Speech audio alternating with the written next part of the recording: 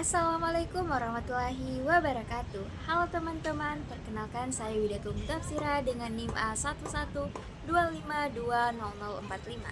Saya dari kelompok 6. Di sini saya akan menjelaskan materi tentang evaluasi dan perkembangan kurikulum di Indonesia.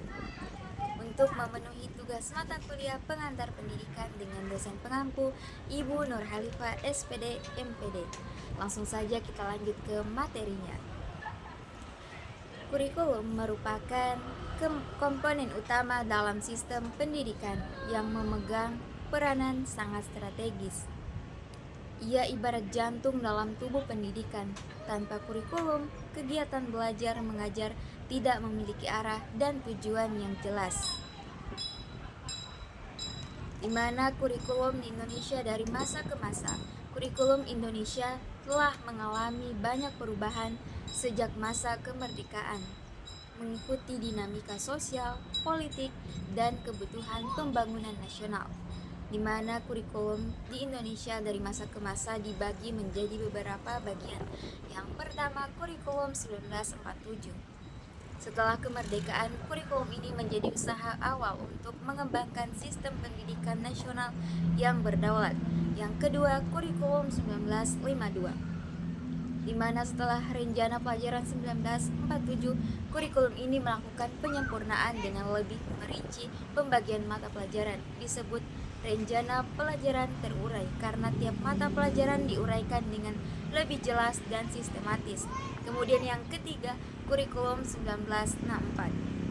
Nah, di mana kurikulum ini mengusung konsep Pancawardhana yang berarti pengembangan 5 aspek utama peserta didik, yaitu moral, kecerdasan, emosional atau artistik, keterampilan, dan jasmani. Kurikulum ini berorientasi pada pembentukan manusia Indonesia yang seimbang secara fisik, mental, dan spiritual. Kemudian yang keempat, kurikulum 1968. Kurikulum ini merupakan penyederhanaan dari kurikulum 1964 dengan tujuan agar lebih sistematis dan mudah dilaksanakan. Yang kelima, kurikulum 1975, di mana pendekatan berbasis tujuan instruksional yang lebih jelas dan sistem evaluasi yang rinci.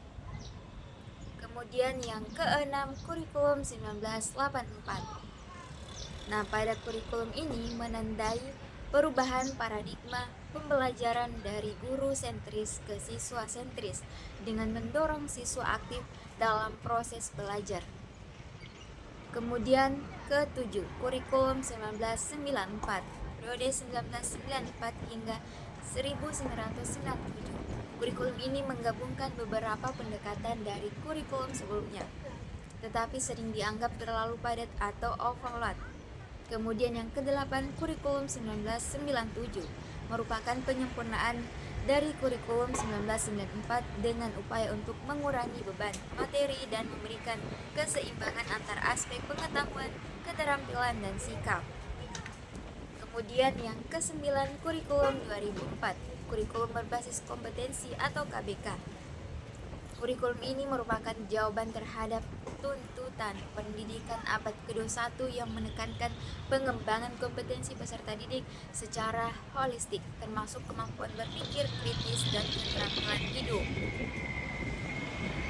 Kemudian yang ke-10, kurikulum 2006, kurikulum tingkat satuan pendidikan atau KTSP periode 2006 hingga 2013, memberikan otonomi yang lebih besar kepada sekolah untuk mengembangkan kurikulum sesuai kebutuhan dan karakteristik lokal. Kemudian yang ke-11, kurikulum 2013. Nah, pada periode 2013 hingga sekarang, kurikulum ini mengedepankan pendekatan ilmiah atau scientific approach atau penguatan pendidikan karakter dan pengembangan kompetensi abad 21 termasuk keterampilan berpikir kritis, kreatif, kolaboratif, dan komunikatif. Yang ke-12, kurikulum darurat. Nah, sebagai respon terhadap pandemi COVID-19, Kemendikbud mengeluarkan kurikulum darurat berdasarkan keputusan Menteri Pendidikan dan Kebudayaan nomor 719. Kurikulum ini bersifat fleksibel dan mengamankan beban belajar peserta didik selama pembelajaran jarak jauh dengan materi yang disederhanakan dan penilaian yang lebih adaptif. Kemudian yang ke-13, kurikulum merdeka. Dahulu kurikulum prototip, di mana kurikulum terbaru yang memberikan keleluasan besar bagi sekolah dan guru untuk merancang pembelajaran sesuai kebutuhan peserta didik. Adapun faktor perubahan kurikulum di Indonesia. Yang pertama, pertumbuhan penduduk dan peserta didik. Nah, yang kedua, perkembangan ilmu pengetahuan dan teknologi. Yang ketiga, aspirasi dan kebutuhan masyarakat. Yang keempat, dinamika sosial dan ekonomi. Dan yang kelima, kebijakan pemerintah dan orientasi pembangunan setiap pergantian pemerintahan. Kemudian ada perubahan kurikulum di Indonesia bukan sekedar proses administrasi atau formalitas rutin, melainkan refleksi dari kebutuhan untuk terus menyelesaikan arah pendidikan dengan tantangan zaman. Namun pola perubahan kurikulum yang selama ini terjadi masih sering bersifat reaktif dan terfragmentasi, bahkan cenderung politis, di mana fenomena ganti menteri, ganti kurikulum menunjukkan belum adanya keberlanjutan dan konsistensi dalam perumusan kebijakan pendidikan jangka panjang. Nah, seperti studi kasus yang terjadi di SMA Negeri 1 Poso, adalah salah satu sekolah menengah atas di Kabupaten Poso, Sulawesi Tengah, yang telah mengimplementasikan kurikulum 2013 sejak tahun 2013. Kurikulum 2013 mengedepankan pendekatan ilmiah atau scientific approach, penguatan pendidikan karakter, dan pengembangan kompetensi abad 21, termasuk keterampilan berpikir kritis, kreatif, kolaboratif, dan komunikatif. Adapun kesimpulan dari materi yang saya bawakan yaitu kurikulum merupakan komponen utama dalam sistem pendidikan yang memegang peranan sangat strategis.